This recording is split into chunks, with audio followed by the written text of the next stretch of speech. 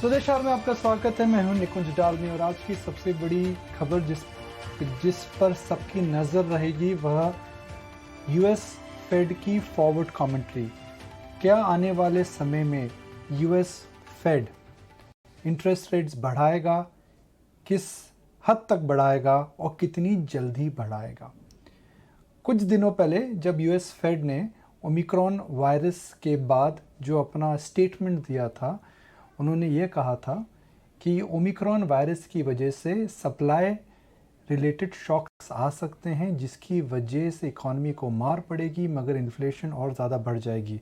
तो जाहिर है जो वर्ड हम ट्रांजिटरी कई महीनों से इस्तेमाल कर रहे हैं और फाइनेंशियल मार्केट्स इस समय एक मनसा बना चुका है कि इन्फ्लेशन ट्रांजिटरी रहेगी, क्या वह पोजीशनिंग चेंज होगी। तो आज फेड की बैठक से क्या उम्मीद है और हमें आने वाले दिनों में क्या हायर इंटरेस्ट रेट रिजीम के लिए अपने पोर्टफोलियो को रेडी करना पड़ेगा।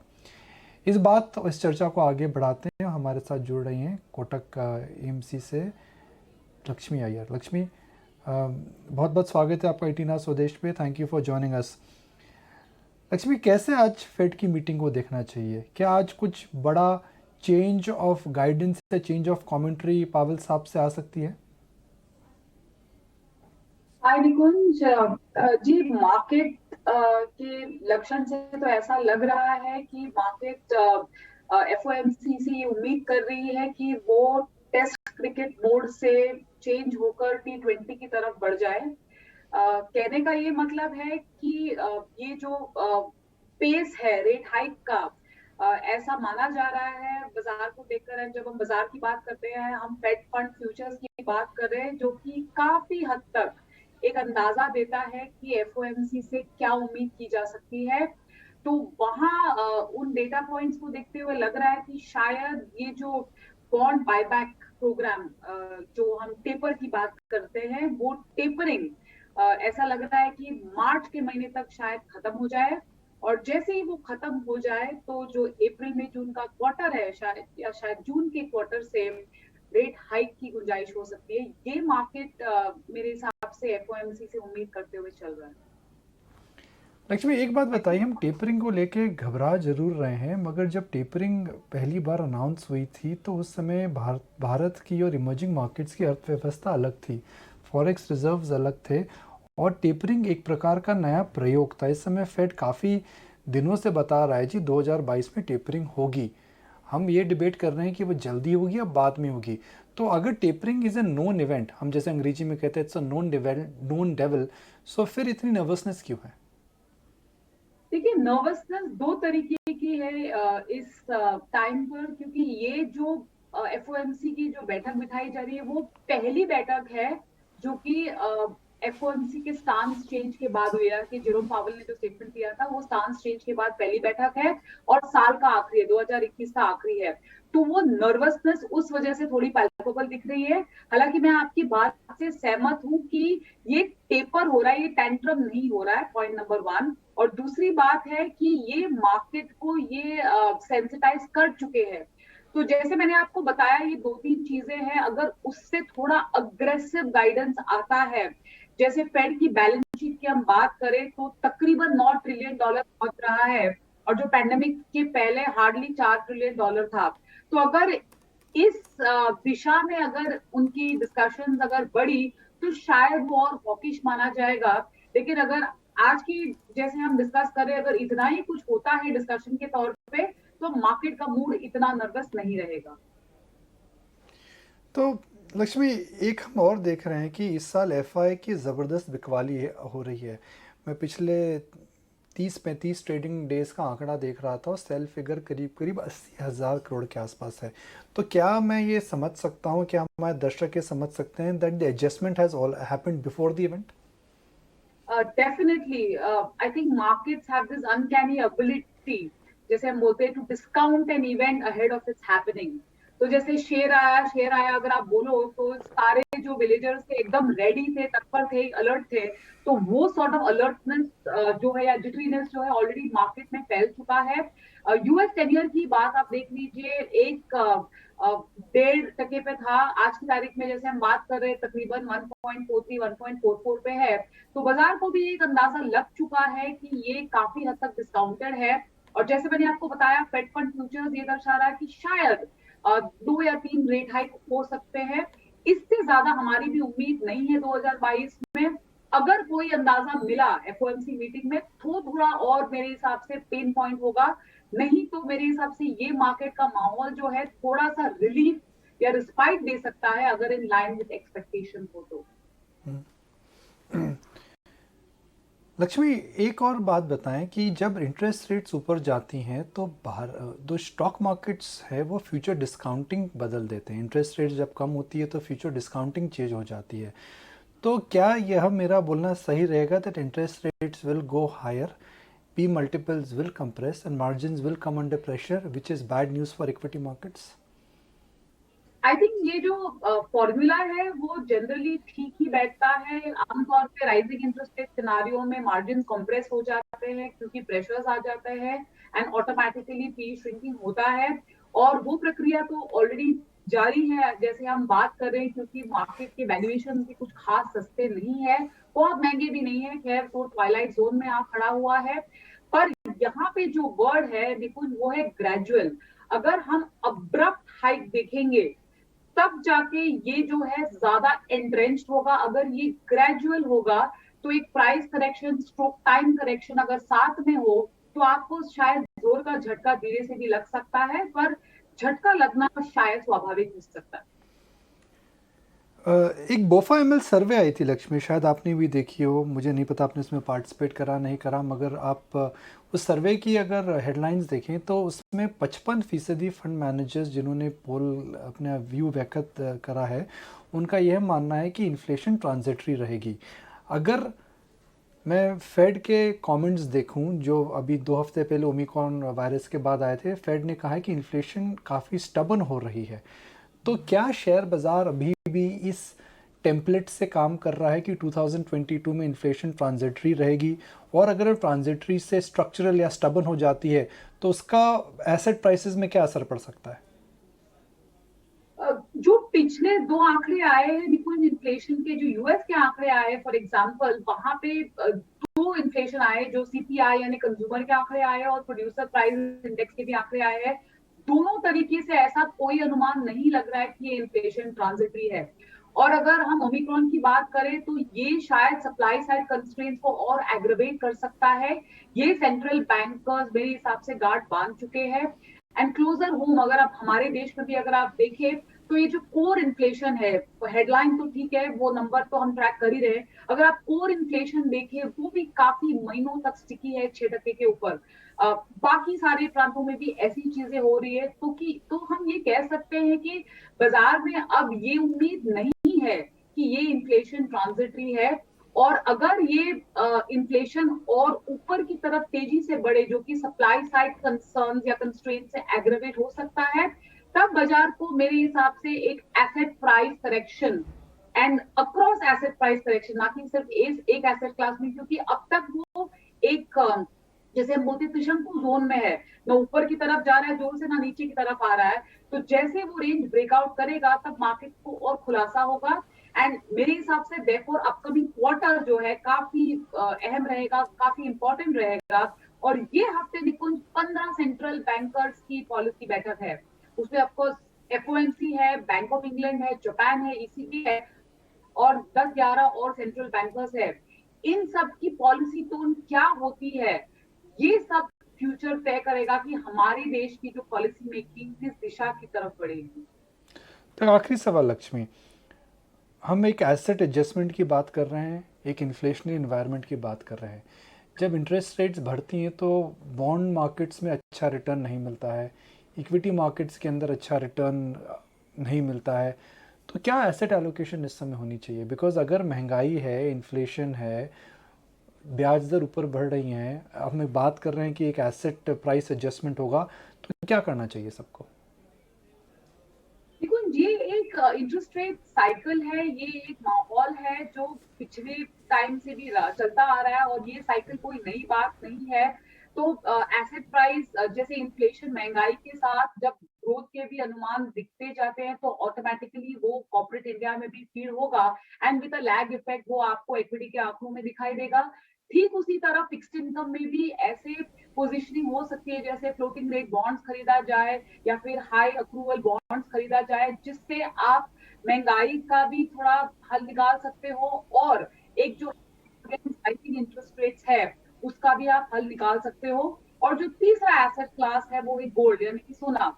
तो ये तीन एसेट क्लास का जो मिक्स है, जैसे आपकी रिस्क एपेटाइट है, आप उसके हिसाब से अपना ये मिक्स तय करके आप इन तीनों एसेट क्लास में पोजीशन कर सकते हो।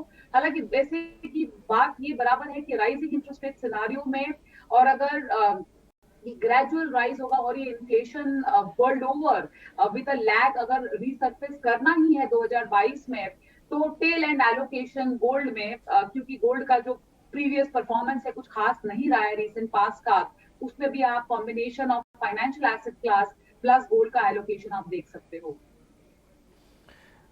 आखिरी सवाल लक्ष्मी, जब क्रेडिट पॉलिसी में हमने भारत की इन्फ्लेशन की बात करी तो गवर्नर साहब ने बोला जी अमेरिकी इन्फ्लेशन ज़्यादा है, भारतीय इन्फ्लेशन अलग, एक अलग टेम्पलेट है, एक प्रकार का अलग साइकिल है।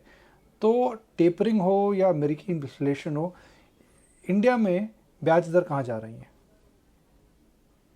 देखिए ऐसा हो नहीं सकता कि यूएस में बहुत ज्यादा बड़ी तादाद में खौफ मचा हो इन्फ्लेशन के ऊपर और उस वजह से वहां पे सर्दी खांसी हो गई हो और इंडिया में कुछ ना हो।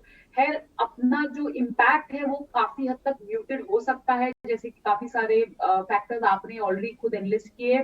उनमें खास बात यह है कि उनके जो रियल रेट्स है उनका इन्फ्लेशन तकरीबन 7 की तरफ पहुंच रहा है और उनके जो इंटरेस्ट रेट्स है जो कि 10 ईयर बेंचमार्क है तकरीबन 1.5% है, तो रियल रेट जो है उनकी काफी हद तक नेगेटिव है। हालांकि हमारे देश में foreign exchange reserves all time high पर है, इन्फ्लेशन बढ़ रहा है लेकिन आरबीआई की रेंज के अंदर बढ़ रहा है। तो हमारा जो रेट है जो कि बढ़ सकता है लेकिन जो पेस है जैसे मैंने आपको बताया वो पेस शायद काफी स्ट्रॉन्ग नहीं रहेगा, पॉइंट नंबर 1। और दूसरी चीज ये है कि हमारे देश में जो क्रेडिट ऑफटेक है जो कि कारोबार की जो ग्रोथ है जिसकी वजह से बैंक फंडिंग करते हैं वो भी काफी एनकरेजिंग नहीं है।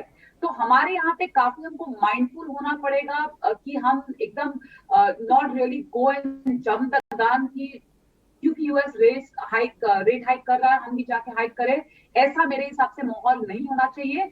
बट नॉर्मलाइजेशन ऑफ लिक्विडिटी जो हम चलता आता हुआ देख रहे हैं मेरे हिसाब से जैन फरवरी मार्च के क्वार्टर में भी दिखाई देगा एंड शायद मिड ऑफ 2022 में एक अंदाजा आ सकता है कि कितना रेट हाइक हो सकता है ऑन द रिपो फ्रंट। आज की तारीख में मेरे हिसाब से काफी प्रीमेच्योर है। लक्ष्मी, आप हमारे साथ 18 स्वदेश में जुड़ी उसके लिए बहुत बहुत शुक्रिया and thank you for your time. Thank you.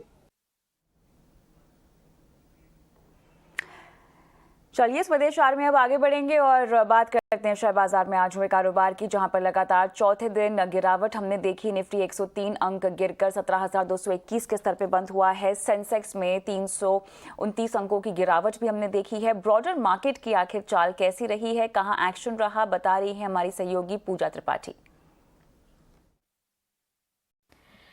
Fade के फैसले से पहले बाजार में आज दबाव के साथ कारोबार होता हुआ दिखाई दिया। आईटी, मेटल और रियल्टी शेयरों में सबसे ज्यादा कमजोरी दिखी। वहीं ऑटो छोड़ सभी सेक्टरल इंडेक्स लाल निशान में ही बंद हुए और कैबिनेट ने जो सेमीकंडक्टर को लेकर पैकेज की अनाउंसमेंट की उसके बाद हमने देखा कि आखिरी कुछ घंटों में ऑटो शेयरों में अच्छा मोमेंटम देखने को मिला। निफ्टी की बात करें तो 103 अंक गिरकर बंद हुआ। सेंसेक्स 330 अंक के लगभग आज कारोबार 330 अंक गिरकर आज बंद हुआ। बैंक निफ्टी में 37,000 के ऊपर तक की तेजी देखी गई लेकिन उसके बाद वहां से भी दबाव आया और बैंक निफ्टी करीब 100 अंक गिरकर बंद हुआ। निफ्टी में चढ़ने वाले शेयरों में बात करें तो आज फार्मा स्टॉक्स कमजोर थे लेकिन सन फार्मा में आज अच्छी तेजी थी और करीब 2 से 2.5% की क्लोजिंग आज यहां पर देखने को मिली। वही ऐसा ही कुछ कोटक महिंद्रा बैंक के साथ भी हुआ। बैंक निफ्टी में सारे के सारे स्टॉक्स कमजोर थे, लेकिन ये कोटक महिंद्रा बैंक आज का टॉप निफ्टी गेनर था। इसके बाद एल&टी और टाटा कंज्यूमर्स में भी अच्छी तेजी देखने को मिली। निफ्टी के गिरने वाले शेयरों पर नजर डालें तो आज बजाज फिनसर्व और बजाज फाइनेंस लगातार तीसरे दिन कमजोरी के साथ कारोबार होता हुआ दिखाई दिया। उसके बाद अदानी पोर्ट्स और आईटीसी में भी आज दबाव था। इसके अलावा ऑटो शेयरों में अच्छी तेजी आज देखी गई। सेमीकंडक्टर के लिए करीब 70,000 करोड़ से ज्यादा का इंसेंटिव का प्रस्ताव रखा गया कैबिनेट की तरफ से। उसके बाद हमने देखा कि आखिरी कुछ मिनटों में मारुति सुजुकी, हीरो मोटो, M&M, टाटा मोटर्स सभी हरे निशान में बंद हुए। फर्टिलाइजर स्टॉक्स में भी आज दिन भर तेजी दिखी। RCF, चंबल फर्टिलाइजर्स, दीपक फर्टिलाइजर्स और GNFC यहाँ पर काफी अच्छी मजबूती थी। वहीं आज कुछ चुनिंदा पॉकेट्स में आज कमजोरी काफी ज्यादा थी और इसमें ऑयल एंड गैस शेयरों में भी आज दबाव था, जिसमें कि IGL, गेल, IOC और ONGC भी दिन भर आज दबाव के साथ कारोबार कर रहे थे और आखिरी कुछ मिनटों में वो प्रेशर बढ़ता हुआ नजर आया।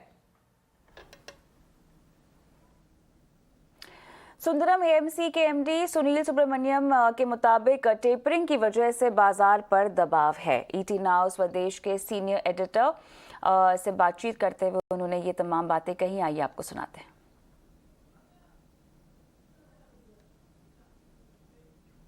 सुनील, ये पूरा जो मैटर है, हालांकि बाजार बहुत खास तौर पे ये फेड की कमेंट्री पे जोर डालेगा, लेकिन आपने तो बहुत लंबे समय से साइकिल्स देखे हैं बाजार के।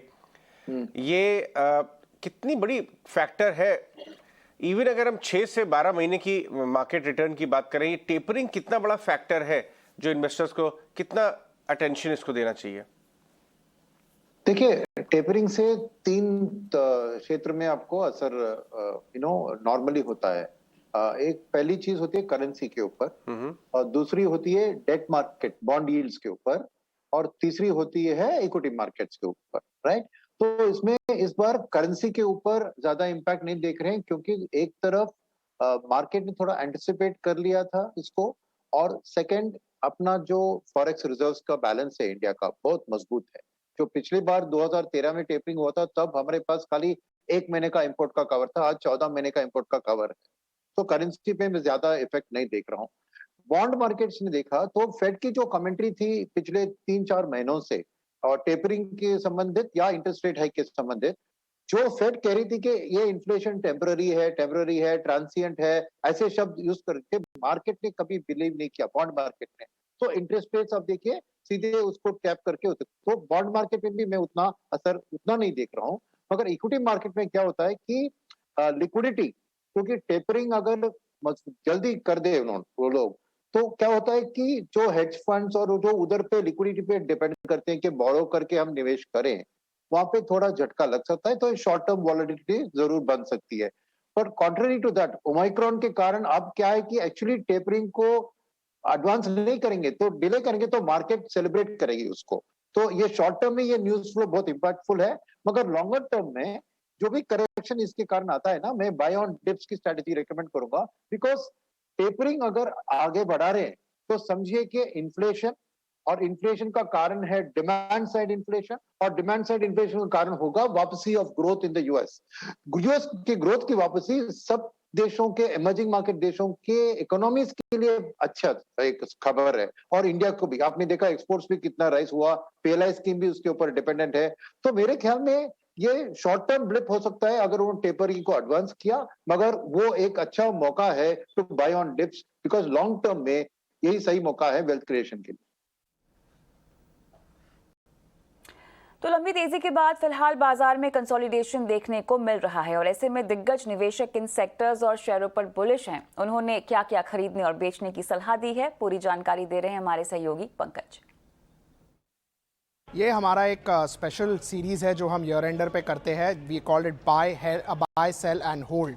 हम वेरियस दिग्गजों को, मार्केट एक्सपर्ट को लाते हैं और उनसे पूछते हैं कि इस साल में या इस साल के अंत में जो हो रहा है अभी, कौन से सॉर्ट ऑफ शेयर्स में वो लोग इन्वेस्ट करेंगे। So let's start with Neelkanth Mishra of Credit Suisse. वो कह रहे हैं कि auto, real estate as well as construction में तेज़ी रहेगी in terms of overall growth, production capacity यहाँ पे इंक्रीज होगी। In terms of stock specific idea, what Neelkanth believes from his 22 outlook is SBI and HDFC from financials, L&T in industrial and Ultratech this is to play the cement pack or the construction pack is what Neelkant is telling.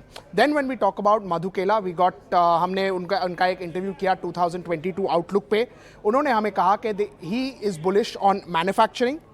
Overall economy से जुड़े हुए जो भी sector है उस पर वो particularly bullish है. सो इकोनॉमी से जुड़े हुए सेक्टर, बैंक्स एंड एनबीएफसी, वो उन्होंने मेंशन किया. और चाइना +1 थीम जो 2020 में स्टार्ट हुई थी कोरोना के वजह से, वो उन्हें एक लगता है कि एक सेक्टर है जिसमें काफ़ी एक्शन हो सकता है नेक्स्ट ईयर. सौरभ मुखर्जिया ने कहा कि IT continue to be good growth. TCS उनका टॉप पिक पहले भी रह चुका है और वही रहेगा. वो बजाज फाइनेंस को एक टेक्नोलॉजी कंपनी मानते हैं क्योंकि वो आर्टिफिशियल इंटेलिजेंस करती है, तो बजाज फाइनेंस उनका टॉप पिक है. एंड कैपिटल गुड्स सेक्टर यानी कि इंडस्ट्रियल, सीमेंट, वेरियस स्पेसेस में वो बुलिश है, कह के उन्हें फ़ायदा होगा क्योंकि बहुत सारी कंपनियां केपेक्स कर रही हैं. गौतम बेद नीड्स नो इंट्रोडक्शन, इनसे भी हमने बात की थी. इन्होंने कहा कि म्यूजिक स्ट्रीमलाइनिंग बिजनेस एक बहुत ही बड़ी अपॉर्चुनिटी है in the overall market going into 2022. Animal healthcare industry means कि फार्मा कंपनियों में जो एनिमल हेल्थ केयर बनाती है वो उन्हें अच्छी लगती है. और very select stocks in the EV space or how to play the growth in the EV space is what he believes. Krishna Kumar कारवा, MK ग्लोबल, हमने इनसे भी वार्तालाप किया था 2022 आउटलुक के लिए. ये कह रहे हैं कि बैंक्स, स्पेशली बड़े बैंक्स का वैल्यूएशन बहुत ही सस्ता हो गया है, तो that is something which he likes. Investment opportunity even in PSU, यानी कि PSU banks and PSU space में ये काफ़ी ऑन द बुलिश साइड है. Last one we have on our list is Abhay Agarwal. Abhay Agarwal says Zomato, InfoEdge and Apollo hospital, तीनों ही digital कंपनियां हैं. अपोलो हॉस्पिटल ने 24/7 लॉन्च किया है एंड डिजिटल वैल्यूएशन उसको मिल रहा है. सो ये तीनों डिजिटल स्पेस वो लोग यूज़ करेंगे और जो भी कंपनी को डिजिटल से फ़ायदा होगा वो कंपनी और वो सेक्टर में ही would like to invest in 2022. IMF की फर्स्ट डिप्टी मैनेजिंग डायरेक्टर ने कहा है कि दुनिया अभी भी महामारी की चपेट में है और इसकी नई लहर ने सप्लाई चेन में रुकावट पैदा कर दी है. गीता गोपीनाथन ने कहा है कि ग्लोबल इकोनॉमी में रिकवरी तो दिखाई देगी लेकिन इसकी रफ्तार कमजोर रहेगी. What we are seeing, especially what came out of the third quarter of this year, which is for which you get more data more recently now, is that in the third quarter, the global recovery lost momentum. So while the global economy continues to recover, the momentum in the second half of this year has been weaker than was expected, especially at the start of this year. Cabinet ने semiconductor manufacturing के लिए 76,000 करोड़ रुपए के incentive package को मंजूरी दे दी है और PM Modi ने कहा है कि कैबिनेट के इस फैसले से सेमीकंडक्टर के मैन्युफैक्चरिंग और इनोवेशन को बूस्ट मिलेगा. इस क्षेत्र के लिए सरकार ने क्या विजनरी प्लान तैयार किया है, इस पर केंद्रीय मंत्री अश्विनी वैष्णव से एक्सक्लूसिव बात की हमारे सहयोगी समीर दीक्षित ने. मोदी सरकार ने सेमीकंडक्टर को लेकर के कुछ बड़े फैसले लिए हैं और इस वक्त हमारे साथ बात करने के लिए केंद्रीय कैबिनेट मिनिस्टर अश्विनी वैष्णव मौजूद है. लेकिन उससे पहले जो मंत्री जी के हाथ में ये जो इक्विपमेंट आप देख रहे हैं, जो चिप वगैरह आप देख रहे हैं, यही सबसे बड़ी चिंता की बात रही अलग अलग सेक्टर के लिए, चाहे ऑटो सेक्टर हो, IT सेक्टर हो.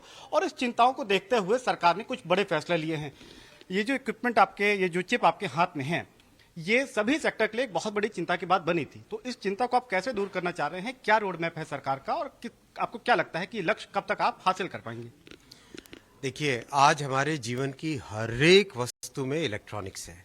चाहे एक पंखा हो या जेट एयरक्राफ्ट हो, चाहे रेलवे का इंजन हो, चाहे घर में मिक्सी हो, हर एक चीज में इलेक्ट्रॉनिक्स है. और इसके लिए हम निर्भर थे किसी और के ऊपर. आज माननीय प्रधानमंत्री श्री नरेंद्र मोदी जी ने एक ऐतिहासिक फैसला लिया है कि सेमीकंडक्टर का कंप्लीट इकोसिस्टम, जिसमें कि वेफर से लेके, चिप से लेके, उसकी डिजाइन से कंप्लीट इकोसिस्टम. जैसे ये देखिए आप, ये है वेफर. ठीक है. इस वेफर में क्या होता है, ये एक सिलिकॉन का वेफर है. इसके अंदर बहुत ही बारीकी से नैनोमीटर में, यानी अगर हम हेयर का डायमीटर देखें उससे भी 10-20 हजार गुना पतला यहाँ पे इसके ऊपर प्रिंटिंग होती है. फिर उस एक इंडिविजुअल कंपोनेंट को निकाला जाता है, उसको कहते हैं चिप. उस चिप को फिर पैकेजिंग की जाती है. ये है पैकेज्ड. ये चिप को पैकेज किया तो इसके पाँव लग गए, इसके ऊपर बॉडी लग गई, कवर लग गया, राइट. फिर बाद में इसको सर्किट में डाला जाता है. ये सर्किट है. फिर ये सर्किट आ गया, सर्किट को फिर डिवाइस के अंदर डाला जाता है, फोन के अंदर डालिए, किसी भी डिवाइस के अंदर डालिए, फिर उसका उपयोग होता है। तो इस पूरे के लिए आपको फैब चाहिए, डिस्प्ले की फैब चाहिए, आपको डिजाइन का इकोसिस्टम चाहिए, आपको पैकेजिंग का इकोसिस्टम चाहिए, आपको टैलेंट चाहिए। इन सब को देखते हुए अगले 20 साल के हिसाब से सोच के एक भविष्य दूरगामी विजनरी व्यू लेके आज रिजल्ट लाना है और देश को 20 साल तक के लिए प्रिपेयर करना है। उस धारणा के साथ, उस कल्पना के साथ, उस संकल्प के साथ माननीय मोदी जी ने, प्रधानमंत्री जी ने आज 76,000 करोड़ 76,000 करोड़ रुपीस का इन्वेस्टमेंट अप्रूव किया है। और एम्प्लॉयमेंट जनरेशन में कितना आपको लगता है? 33,000 करोड़ 33,000 के आसपास डायरेक्ट हाई क्वालिटी एम्प्लॉयमेंट और 1 लाख के आसपास इनडायरेक्ट एम्प्लॉयमेंट। भारत में ओमिक्रॉन संक्रमित मरीजों की तादाद बढ़कर 64 हो गई है और आज तेलंगाना में 3 नए मरीज मिले हैं। इनमें एक केन्याई महिला, एक सोमालियाई पुरुष और एक 7 साल का बच्चा शामिल है। हालांकि ये बच्चा अब पश्चिम बंगाल पहुंच चुका है, लिहाजा वहां की राज्य सरकार भी अब अलर्ट पर है। पूरे देश में कोविड की ओमिक्रॉन वेरिएंट के मामलों की अगर हम बात करें तो महाराष्ट्र में सबसे ज्यादा 28, राजस्थान में 17, दिल्ली में 6, गुजरात में 4, कर्नाटक तेलंगाना में 3, आंध्र प्रदेश, केरल और चंडीगढ़ में एक ओमिक्रॉन संक्रमित मिले हैं। हालांकि राहत की बात बस ये है कि सभी ओमिक्रॉन पेशेंट की स्थिति सामान्य बताई गई है।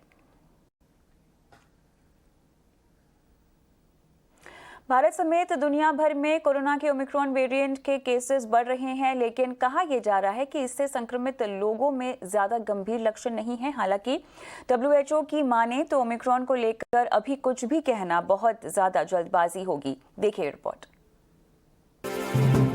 दुनिया भर में ओमिक्रॉन के मामले बेतहाशा बढ़ रहे हैं। नवंबर में साउथ अफ्रीका में पहली बार डिटेक्ट होने के बाद ये वेरिएंट तेजी से फैलता हुआ 77 देशों को अपनी चपेट में ले चुका है। हालांकि ऐसी रिपोर्ट्स भी सामने आ रही हैं जिनमें ओमिक्रॉन वेरिएंट के लक्षण हल्के होने और इसके डेल्टा वेरिएंट जैसा जानलेवा न होने के दावे किए जा रहे हैं। लेकिन विश्व स्वास्थ्य संगठन WHO ने चेतावनी जारी की है कि ऐसी रिपोर्ट्स पर भरोसा करके लापरवाही करना बहुत बड़ी भूल साबित हो सकता है। 77 countries have now reported cases of Omicron, and the reality is that Omicron is probably in most countries, even if it hasn't been detected yet. Omicron is spreading at a rate we have not seen with any previous variant. We're concerned that people are dismissing Omicron as mild. Even if Omicron does cause less severe disease, the sheer number of cases could once again overwhelm. Omicron की रफ्तार का अंदाजा इसी से लगाया जा सकता है कि यूरोप के अधिकतर देश इसकी चपेट में आकर कोरोना की 5वीं लहर झेल रहे हैं। वहीं ऐसी रिपोर्ट्स भी आई हैं जिनके मुताबिक ओमिक्रॉन वेरिएंट कोरोना वैक्सीन्स को भी चकमा दे सकता है। वैक्सीन बनाने वाली कंपनी फाइजर की रिपोर्ट के मुताबिक फाइजर की 2 डोज ओमिक्रॉन पर 70% तक प्रभावी है, जबकि डेल्टा वेरिएंट पर इसी वैक्सीन की डोज 93% तक असरदार होती है। WHO ने ओमिक्रॉन को लेकर पूरी दुनिया को चेतावनी दी है कि इसको कमजोर समझने की भूल बिल्कुल ना करें, क्योंकि अभी इसकी पहचान हुए काफी कम वक्त हुआ है। WHO ने सभी देशों को नसीहत दी है कि ओमिक्रॉन के कमजोर लक्षण वाली रिपोर्ट पर यकीन न करें, क्योंकि ये पुख्ता नहीं है। ये बेहद तेज रफ्तार से फैलने के साथ साथ कम उम्र के लोगों को शिकार बना रहा है। ऐसे में बुजुर्ग और हाई रिस्क लोगों को इससे बचाना बड़ी चुनौती हो सकती है। दुनिया अभी डेल्टा और ओमिक्रॉन के बीच फंसी हुई है, लिहाजा सभी देश अपनी अपनी स्वास्थ्य व्यवस्था को मजबूत बनाएं। कोविड को रोकने के लिए प्रोटोकॉल्स का पालन करते रहें, क्योंकि वैक्सीन कभी भी मास्क, सोशल डिस्टेंसिंग और हाथों की सफाई का विकल्प नहीं बन सकती है। भारत के लिए WHO की ये चेतावनी बहुत मायने रखती है, क्योंकि दूसरी लहर में डेल्टा वेरिएंट ने यहां कोहराम मचा दिया था और ओमिक्रॉन के मामले भी काफी तेजी से फैल रहे हैं। ET नाउ स्वदेश। चलिए इसी के साथ रुकेंगे एक ब्रेक के लिए। ब्रेक के उस पार मनी मंत्रा बताएंगे आपको क्या खास चर्चा। ओला ने अपना पहला इलेक्ट्रिक स्कूटर S1 आज से डिलीवर करना शुरू कर दिया है। कंपनी के CMO वरुण दुबे से बात की हमारे सहयोगी उत्कर्ष चतुर्वेदी ने। वरुण, काफी समय से इंतजार था इन डिलीवरीज का, फाइनली शुरू हुई है। कितनी डिलीवरीज शुरू हुई हैं, कितने शहरों में होंगी और पिछले और आने वाले कुछ दिनों में आप कितनी डिलीवरीज कर लेंगे?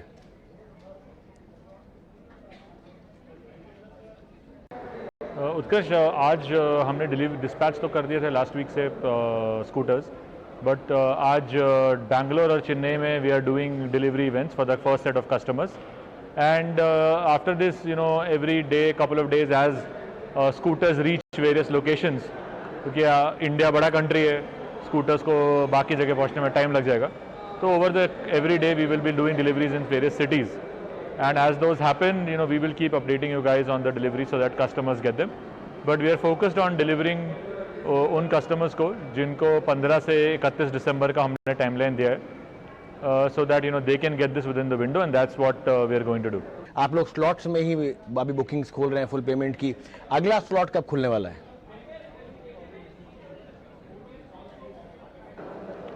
सो अगला डिलीवरी का जो शेड्यूल है वो जनवरी में है, तो यू नो जब भी डिलीवरी विंडो होती है, स्टार्ट ऑफ डिलीवरी विंडो, उसके कुछ दिन पहले हम फाइनल पेमेंट खोलते हैं, सो दैट जिन लोगों ने 20,000 रुपीज़ दे के अपना स्कूटर बुक किया है, they are able to make the final payment and they can then you know get the exact delivery window, the delivery dates. In terms of new bookings, new orders, that we will open sometime in late January, which is when people will be able to, those who have reserved by paying $499 will be able to pay 20,000 rupees and you know convert that into a purchase. Varun, इस समय किस प्रकार की production चल रही है और जो आपका डिले हुआ है अभी 15 से 20 दिन का, क्या ये डिले थोड़ा चलता रहेगा या आपको लगता है कि अब जनवरी से जो आप बुकिंग्स लेंगे वहाँ पे सेमीकंडक्टर चिप का जो शॉर्टेज का इशू आ रहा है वो दिक्कत नहीं देगा?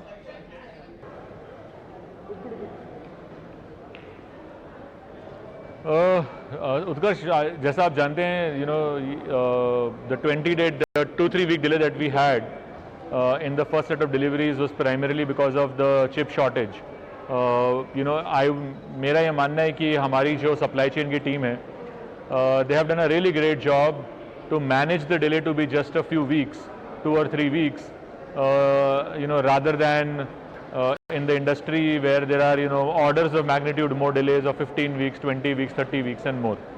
So I think the team has done a really good job with mitigating that and making sure that customers are getting them as fast as we can. आपकी जो इनिशियल कैपेसिटी थी वो 2 मिलियन की होनी थी, क्या आप उस 2 मिलियन की कैपेसिटी को रैंप अप कर चुके हैं या वो भी प्रोसेस में है?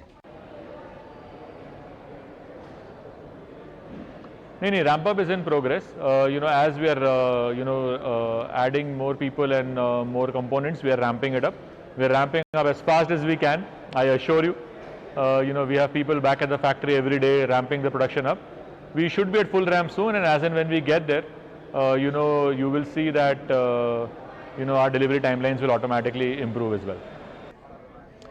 वरुण, आज से करीब 1-1.5 हफ्ते पहले गोवा में एक मिनिस्ट्री ऑफ हेवी इंडस्ट्री की समिट हुई थी जहां पे अमिताभ कांत ने एक बात कही थी जो आप लोग काफी समय से कह रहे हैं कि the market itself will make sure that there are no you know combustion engine based 2 wheelers and 3 wheelers. क्या आपको लगता है कि सरकार भी इस समय आपका जो मोटिव है उसके सपोर्ट में है?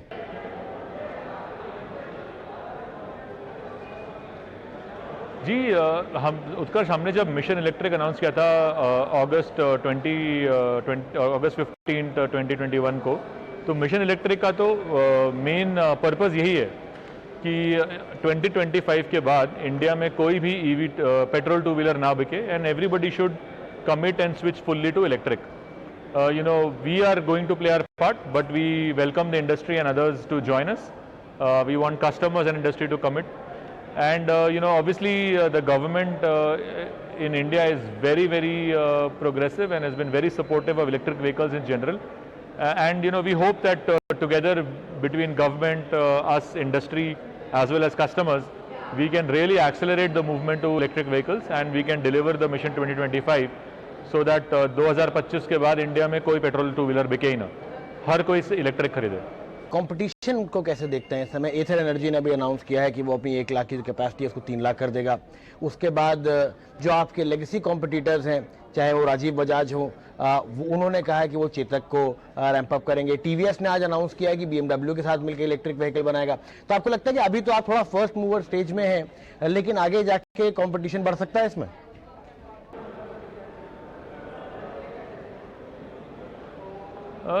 उत्कर्ष, हमारा मानना है कि the more the merrier. You know, as part of mission electric, you know, we welcome everyone to join us in it and you know, make India an electric market as well as a major EV manufacturing hub. That is our vision, and we invite everyone else to join us in that, whether it is the traditional players or the new age players. I think what we have been able to do is really prove to people that our belief that the customers that have already moved to electric is real, that there is a real demand and there is a massive demand. At least हमारे order देख के तो हमें यही लग रहा है. And it's wonderful to see कि other players in the industry are also taking inspiration from this and are joining us, because mission electric सिर्फ ओला का मिशन नहीं है, ये इंडिया का मिशन है, एंड हम सबको साथ में मिलकर काम करना पड़ेगा to deliver this. So the more people who join us, the more people focus on electric and commit to electric, we believe it is better. It's better for everybody. अब वक्त आ गया है मनी मंत्रा का, जहां पर हम आपको बताएंगे आज कि आपकी उम्र चाहे 25 साल हो, 35 साल हो या 45 साल हो, आप किसी भी उम्र में फाइनेंशियल प्लानिंग की शुरुआत कर सकते हैं, निवेश की शुरुआत कर सकते हैं. बस आपको एक सधी हुई रणनीति अपनानी है. देखिए,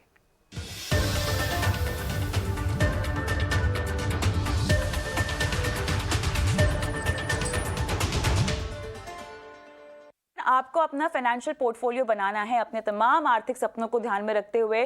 फिरोज, कौन कौन से फंड्स आप रेकमेंड कर रहे हैं और रेकमेंडेशन के पीछे वजह क्या है?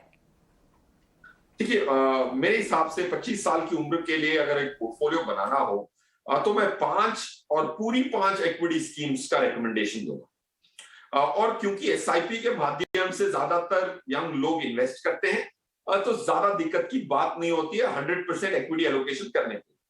और सिंस आपके पास 5 डिफरेंट इक्विटी स्कीम्स हैं तो आपकी संभावना निफ्टी को 2 या 3% से बीट करने की साल दर साल काफी ज्यादा हो सकती है. तो ये 5 स्कीम्स होंगी: Mirae Asset large cap, Canara Robeco blue chip, Kotak emerging equities, HDFC flexi cap and SBI contra fund. ये 5 स्कीम्स जो है ये एज अ कॉम्बिनेशन साल 2 साल अगर होल्ड करें तो निफ्टी को 2-3% से पर एनम बीट करने की अच्छी खासी संभावना रखती है एज अ बास्केट. फंड्स पर आते हैं, कौन कौन से फंड्स डालें पोर्टफोलियो में? आई थिंक अगर हम फंड्स की बात करें तो Canara Robeco flexi cap, Kotak emerging equity opportunities fund, SBI focused equities, Mirae Asset large cap, Franklin India feeder fund. Franklin US opportunities भी उसका नाम है, फीडर जिस फंड में वो फीड करता है. अब ICICI banking and PSU fund जो एक डेट फंड है, तो 90% इक्विटी में जो कि 5 स्कीम्स मैंने बताई, और 6ठी स्कीम जो है वो डेट स्कीम है जिसमें 10% पैसे आपने अपने डाल दिए तो टोटल पोर्टफोलियो 100% का हो जाएगा and 90-10 between equity and debt. हम अब बात करने वाले हैं 45 साल के निवेशकों के बारे में. किस तरह का फंड मिक्स होना चाहिए? लार्ज कैप पे थोड़ी ज्यादा एम्फेसिस होगी, which is a good risk controller. So Franklin India blue chip, asset Mirae Asset large cap, ये 2 लार्ज कैप स्कीम्स हो गई जिसमें 40% पैसा लग गया. एसबीआई फोकस्ड इक्विटी, इसमें भी काफी लार्ज कैप है बट कम स्टॉक्स हैं, 23, 24, 25 स्टॉक्स ही होते हैं इसमें, फोकस्ड इसीलिए कहा जाता है. कैनरा रेबको फ्लेक्सी कैप, उसमें भी ठीक ठाक लार्ज कैप एक्सपोजर है. So you controlling the risk by not going into debt but having large stocks which have a lower volatility. अब बचा एक retirement scheme, Tata retirement saving progressive scheme fund. एक अच्छा फंड है रिटायरमेंट के लिए, उसमें 10% पैसा लग गया. एचडीएफसी मीडियम ड्यूरेशन फंड जो एक डेट स्कीम है, प्योर डेट स्कीम है, उसमें 10% पैसा लगाएंगे तो एक अच्छा 45 ईयर ओल्ड के लिए पोर्टफोलियो बन सकता है जो साल 2 साल तक रिव्यू की जरूरत ना पड़े. किसी ने अगर अपना रिटायरमेंट फंड बना रखा हो इन पोर्टफोलियो के तर्ज पर तो बहुत ज़रूरी है कि आगे चलकर इन फंड्स का इस्तेमाल समझदारी से किया जाए. किस तरह किश्तों में अपने पैसे निकाल सकते हैं इस तरह के पोर्टफोलियो मिक्स में से? देखिए, अगर आप सोचें कि 45 की उम्र में जहां से निवेश शुरू किया वहां से किश्तों में किश्तें चाहिए रिडेम्पशन के लिए, तो ऐसा नहीं हो पाएगा. अगर आपने 5 साल 10 साल का टाइम फ्रेम दिया, वो निवेश का टाइम है. फिर दूसरा पड़ाव आता है जो कंजम्पशन का टाइम है. अगर आप वो कंजम्पशन के टाइम फ्रेम में ऑलरेडी पहुंच चुके हैं और आपके निवेश हैं, तो 2 चीजें बता देता हूं. अगर आप इक्विटी में बैठे हैं और आपके साल 2 साल में गोल्स आते दिख रहे हैं तो अभी से आप इक्विटी को लाइट कर लें और कम कर लें, क्योंकि 1-2 साल किसी ने नहीं देखे, मार्केट उतार चढ़ाव दिखाती रहती. So reduce your equity exposure if your goals are as close as 1 to 2.5 years. Second point, अगर आपके डेट पोर्टफोलियो है और आपको उसका प्रयोग करना है पैसे का, तो सिस्टमैटिक विड्रॉल प्लान एक बहुत अच्छा टैक्स एफिशिएंट मैकेनिज्म है ताकि आपके अकाउंट में हर महीने एक स्पेसिफिक तारीख को पैसा आ जाए और टैक्स भी सिर्फ एक छोटे से हिस्से पे ही लगे। वो हिसाब होता है सिस्टमैटिक विड्रॉल प्लान का, monthly withdrawal, and taxation is not on the full withdrawal but on the gain portion, which makes it very tax efficient.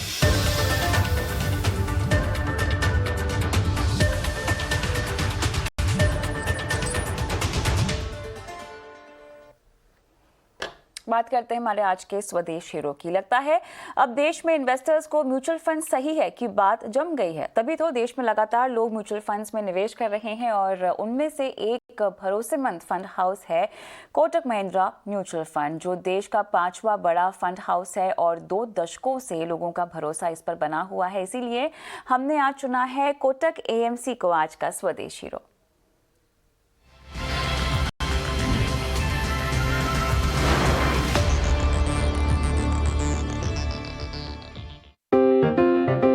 देश में निवेश का ट्रेंड तेजी से बदल रहा है। खास तौर से म्यूचुअल फंड में इन्वेस्टमेंट तेजी से बढ़ा है और बढ़ रहा है। पिछले 10 साल में म्यूचुअल फंड्स में इन्वेस्टमेंट 5 गुना बढ़ गया है। नवंबर 2011 में म्यूचुअल फंड इंडस्ट्री का औसत AUM केवल 6.82 लाख करोड़ रुपए था। अब ये बढ़कर कुल 37.34 लाख करोड़ रुपए हो गया है और इसमें सबसे अहम भूमिका निभा रहा है कोटक महिंद्रा म्यूचुअल फंड, जो 2.37 लाख करोड़ से ज्यादा की वैल्यू के साथ देश का 5वां सबसे बड़ा म्यूचुअल फंड हाउस भी है। करीब 2 दशकों से कोटक महिंद्रा म्यूचुअल फंड लोगों को बेहतर निवेश का प्लेटफॉर्म दे रहा है। एक दौर था जब म्यूचुअल फंड इंडस्ट्री में यूनिट ट्रस्ट ऑफ इंडिया ही केवल अकेला खिलाड़ी था, लेकिन आज कई ऐसे फंड हाउस हैं जो लोगों को निवेश की ओर खींच रहे हैं। यही वजह है कि म्यूचुअल फंड में आज करीब 12 करोड़ से ज्यादा निवेशक हैं। दरअसल साल 1985 में उदय कोटक ने कोटक AMC की नींव रखी थी, जिसके बाद 1998 में कोटक महिंद्रा म्यूचुअल फंड की नींव पड़ी। वहीं कोटक AMC देश की पहली ऐसी नॉन बैंकिंग कंपनी है जिसे साल 2003 में रिजर्व बैंक ऑफ इंडिया ने बैंक का लाइसेंस दिया था और तब से ये बैंक लोगों की सेवा में जुटा है। आज कोटक ग्रुप के देश भर में 3,857 ब्रांचेज हैं। करीब 4 लाख करोड़ रुपए की मार्केट कैप वाले कोटक की नेटवर्थ 86,000 करोड़ रुपए है। 2 दशकों से देश की म्यूचुअल फंड इंडस्ट्री में कोटक महिंद्रा म्यूचुअल फंड निवेशकों को जोड़ने में कामयाब रहा है। यही वजह है कि 73,000 कर्मचारियों वाली कंपनी के पास 75 लाख से ज्यादा इन्वेस्टर्स हैं। वहीं कोटक म्यूचुअल फंड के देश भर में 86 से ज्यादा ब्रांचेस हैं। वहीं कोटक फ्लेक्सी कैप फंड, जिसे पहले Kotak standard multi cap fund के नाम से जाना जाता था, भारत का सबसे बड़ा इक्विटी फंड है। वहीं ये म्यूचुअल फंड दिसंबर 2020 में ये ग्लोबल REIT फंड लॉन्च करने वाला पहला भारतीय म्यूचुअल हाउस बन गया, जो सरकारी बॉन्ड में अपने पैसे का एक हिस्सा इन्वेस्ट करती है। कोटक म्यूचुअल फंड का सबसे बड़ा प्लस पॉइंट ये है कि इसके पास देश की सबसे बड़े प्राइवेट बैंक कोटक बैंक का नेटवर्क है और 23 सालों का अनुभव भी। कंपनी को बाजार की तेजी और गिरावट दोनों में काम करने का अच्छा खासा अनुभव है। कंपनी के पास 40 से ज्यादा ब्रोकर हैं। साथ ही एक मजबूत रिसर्च टीम है जो फंड को बेहतर तरीके से मैनेज करना जानती है। आज कंपनी के पास निवेशकों की जरूरतों के हिसाब से 40 से ज्यादा शानदार प्लान हैं। इनमें इक्विटी, डेट, हाइब्रिड, लिक्विड समेत कई फंड हैं। साथ ही 73,000 से ज्यादा इम्पैनल डिस्ट्रीब्यूटर्स हैं। ET नाउ स्वदेश। चलिए तो कोटक AMC की कहानी के सफर को आगे बढ़ाते हैं। हमारे साथ कोटक AMC के MD नीलेश शाह भी मौजूद हैं। स्वागत है आपका नीलेश जी स्वदेश आर में। ये बताएं हमें कि RBI की मॉनेटरी पॉलिसी पर आपकी क्या राय है और किस तरह का नजरिया है आपका? RBI ने एक रीअश्योरिंग पॉलिसी इश्यू की है। उन्होंने लोगों को कहा है कि लिक्विडिटी हम मैनेज करते रहेंगे, ग्रोथ को सपोर्ट करते रहेंगे, महंगाई के दर पे भी ध्यान रखेंगे और अपनी कैपिटल मार्केट इफिशिएंटली रन करती रहे उसके लिए कोशिश करेंगे। जनरली दुनिया की जो सेंट्रल बैंकर होती है वो कभी महंगाई के ऊपर ध्यान देती है या सिर्फ एम्प्लॉयमेंट के ऊपर ध्यान देती है, बट हमारा खुशनसीब है कि हमें एक ऐसा मिला है जो एक साथ कॉन्फ्लिक्टिंग और मल्टीपल ऑब्जेक्टिव्स को मैनेज करता है, चाहे फिर वो ग्रोथ हो, महंगाई हो, फॉरेन एक्सचेंज रिजर्व्स हो, लिक्विडिटी हो, बैंकिंग सिस्टम स्टेबिलिटी हो या सरकार की बोरोइंग हो। ये सारी चीजों को वो बड़ी बाखूबी मैनेज करते हैं और ये मॉनेटरी पॉलिसी उसी स्टेप में उसी डायरेक्शन में एक एडिशनल स्टेप है। आपको क्या लगता है पॉलिसी बाजार पर आखिर किस तरह से असर करेगी? मेरे हिसाब से मार्केट ने इस पॉलिसी को काफी हद तक प्राइस कर लिया था। एक छोटी सी उम्मीद थी मार्केट में शायद कि जीडीपी ग्रोथ रेट 9.5% से थोड़ा अपवर्ड रिवाइज किया जाएगा, शायद 10% के आसपास पहुंचेगा, बट आरबीआई ने जीडीपी ग्रोथ रेट को वहीं पे रखा है। तो मेरे हिसाब से मार्केट ने इस पॉलिसी को काफी हद तक डिस्काउंट कर लिया था और इस पॉलिसी में ऐसी कोई अनाउंसमेंट नहीं है जो मार्केट की धारणा के अनुसार नहीं आई है। So from a equity market point of view ये पॉलिसी एक नॉन इवेंट बनी, बिकॉज जितनी एक्सपेक्टेशन थी उसी के हिसाब से डिलीवरी हुई है। आरबीआई यूपीआई ट्रांजैक्शन लिमिट बढ़ाने जा रही है, क्या लगता है मार्केट को बढ़ाने में ये फैसला आखिर कितना मददगार होगा? आज यूपीआई है वो भारत की सबसे बड़ी पेमेंट सिस्टम है और कई लोग उसका बेनिफिट उठा रहे हैं। अब अगर हम इन्वेस्टमेंट को देखें तो अलग अलग प्रकार से रिटेल निवेशक मार्केट में पार्टिसिपेट करता है। कहीं नेट बैंकिंग है, कहीं पे यूपीआई के थ्रू पेमेंट मैकेनिज्म है, कहीं पे अभी भी फिजिकल चेक है।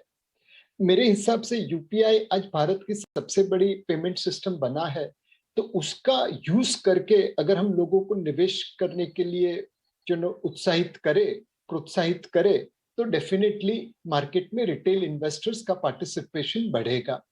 तो आरबीआई एक हाईवे बना रहा है, एक प्लेटफॉर्म बना रहा है जिसके तहत भारत के सभी निवेशक मार्केट में अलग अलग तरीके से, अलग अलग प्रकार से निवेश कर पाएंगे।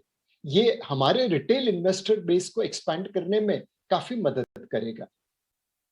सरकार आखिर सरप्लस लिक्विडिटी की बात भी यहाँ पर कर रही है, इसको लेकर आपका नजरिया और आपका मत क्या है? इसमें आरबीआई बहुत ही बखूबी एक मैनेजमेंट कर रहा है। पिछले 20-22 महीनों में तकरीबन $100 बिलियन से ज्यादा एफएक्स फ्लो आया और वो जब आरबीआई ने डॉलर खरीदे तो रुपी लिक्विडिटी सिस्टम में इन्फ्यूज करनी पड़ी। जब लिक्विडिटी इस तरीके से बढ़ती है तो सबसे बड़ा डर ये लगता है कि कहीं महंगाई हाथ से बाहर नहीं चली जाए। बट आरबीआई ने अलग अलग प्रकार के टूल्स अपनाए, VRRR है, ओपन मार्केट ऑपरेशंस है, और ये सारी लिक्विडिटी जो उन्होंने एफएक्स फ्लो की दी वो वापस अपने वहां पे एब्जॉर्ब कर ली। एंड तकरीबन 10-11 लाख की टोटल लिक्विडिटी में से आज जो ओपन लिक्विडिटी है, अनकंट्रोल्ड लिक्विडिटी है, वो 2 लाख करोड़ के आसपास रही है। तो आरबीआई ने एक तरफ से एफएक्स फ्लो को आने दिया, लिक्विडिटी बैंकिंग सिस्टम में बढ़ने दी, महंगाई के दर को बढ़ने नहीं दिया और सिस्टम में लिक्विडिटी उतनी एडिक्वेट रखी कि ग्रोथ को सपोर्ट किया जाए। तो ये एक बहुत ही मुश्किल काम था, बट आरबीआई ने इतनी सहजता से कर दिया। शुक्रिया नीलेश जी, समय निकाला आपने और बाजार और तमाम बातों की बारीकियों पर हमसे आज आपने चर्चा की। रुक करेंगे दूसरी बड़ी खबरों की ओर। विराट कोहली ने वनडे कप्तानी से हटाए जाने पर अपनी नाराजगी जताई है। साउथ अफ्रीका रवाना होने से पहले टीम इंडिया के टेस्ट टीम के कप्तान विराट कोहली ने एक प्रेस कॉन्फ्रेंस की। कोहली ने कहा कि उन्हें कप्तानी से हटाए जाने से 1.5 घंटे पहले इन्हें बताया गया और कोहली के मुताबिक वो वनडे सीरीज में खेलने के लिए उपलब्ध हैं। Well, my responsibility is obviously to push the team in the right direction, something that I've always looked to do even before I became captain. So that mindset has never changed and it will never change. Rohit is a very able captain and very, very tactically sound. We've seen that in the games that he's captain for India and in the IPL as well. So, and along with Rahul Bhai, who's a very, very balanced coach, great man manager, both of them will have my absolute support and my contribution in whatever vision they set for the team, and I will be there to support that 100% and continue to be a guy who can push the team in the right direction going forward from here in ODIs and T20s. चलिए इसी के साथ स्वदेश are में आज के लिए इतना ही, इजाजत दें।